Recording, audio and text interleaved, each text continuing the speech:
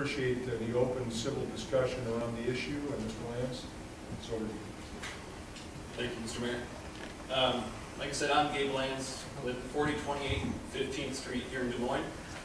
I'm here representing Oath Keepers of Iowa. I'm the director for the state chapter of Oath Keepers. And I'm also an Iowan. I've lived in Iowa 16 years, and I've served 2 tours, one in Iraq doing detainee operations, and one in Afghanistan doing a mortarman, 120 millimeter gunner. I appreciate your time, giving me the time to speak here. I want to start my time speaking tonight by mentioning some events that have disturbed me. Sandy Hook, God rest his soul, is lost there. That name will never be forgot by anybody in this room. And what happened in Connecticut at that school is an absolute tragedy that mere words don't do justice in describing the depravity of the acts committed there. And nothing that I'm saying tonight is meant to draw or make light of that situation.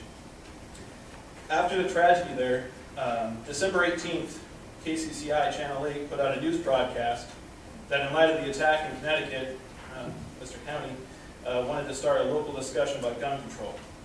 It said in that broadcast as well, the mayor thinks after these events the Second Amendment didn't apply. Well, we're here to at least try and start that discussion. Shortly after, the Des Moines Register had an op-ed written by a retired columnist, Donald Call. In this article, he advocated for declaring the NRA a terrorist organization, making membership illegal, making ownership of unlicensed assault rifles a felony, and continued that if people refused to give up their guns, that prying the guns from their cold, dead hands worked for him.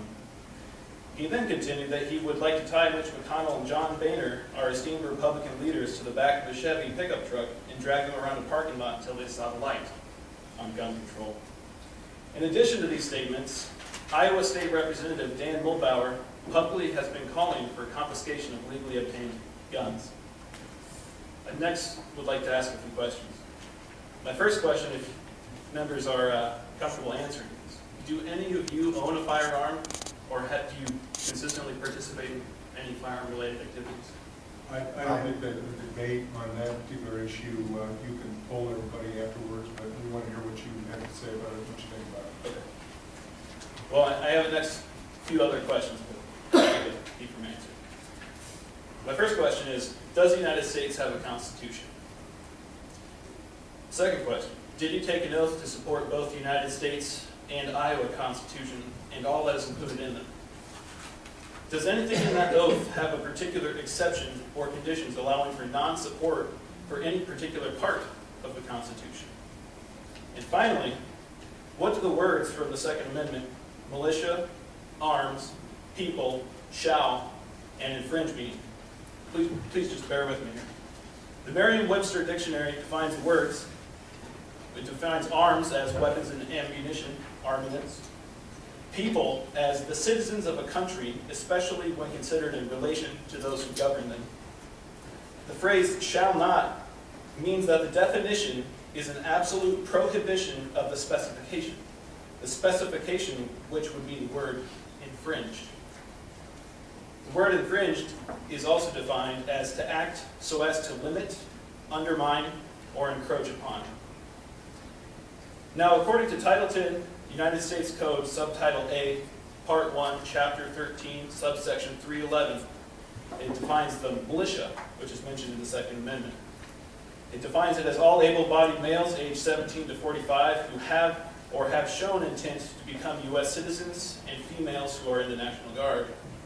It defines the classes of militia. One as the organized militia, which consists of the National Guard and Naval Militia, and two, the unorganized militia, which consists of the members of the militia who are not members of the Guard or the Naval Militia. You don't have to be a state senator, representative, congressman, or woman, have a political science degree to understand exactly how clear-cut the Second Amendment is. It does not include, but as I clearly pointed out, does not limit us to weapons, ammunition, or armaments just used for hunting. It says nothing about the right being limited to bolt-action rifles, pistols, certain calibers, accessories, or ammunition capacity limits. And you know, I know, we all know it specifically states the right of the people to keep and bear arms shall not be infringed, limited, undermined, or encroached upon. That's not my opinion. It's not rhetoric. It's not a talking point. It's the law. I'm almost finished. Okay. We keepers, Oath Keepers, as promptly as we could to address the issue. We came to toe the line and make it clear that we cannot and will not comply with any successful form of any further sort of gun control legislation, ordinance, or code. To do so would be a direct violation of the oath I and millions others have took when we swore an oath as members of the United States Armed Forces to protect and defend the entire United States Constitution from all enemies, foreign and domestic. Support and defense for the Constitution can be compared to traditional wedding vows. You stand by it, unwavering, in good times and the bad. Tragedy or triumph, till death do you part. Support and defense of the Constitution is our duty, even when it's not politically beneficial or convenient. Iowa's motto is, our liberties we prize and our rights we will maintain. Is it not? It's time for us all to put our money where our mouth is and prove that it's not just a phrase of the Sunshine Patriots that sounds nice for a soundbite. In conclusion, let me reiterate. Oath Keepers, under any circumstances, cannot and will not comply with any gun control measures put into effect here in the state or nation. It is a clear-cut, indisputable, direct violation of the Constitution and our oath, plain and simple. I encourage all of you here tonight to join us in support for the Constitution and in opposition to any further gun control. In other words, in the words of King Leonidas, Molin Labe. That's mine. Okay. Anybody have any questions or comments for this gentleman? I'll move to receive and file. All right, it's been moved, received and filed. While I don't agree with everything you said, I do want to thank you for your service overseas and doing things that none of us ever had to do, so thank you very much. Thank you. I hopefully that sheds some perspective coming from combat veterans such as myself. And I know the sentiment is not lost upon my fellow soldiers as well. Thank you.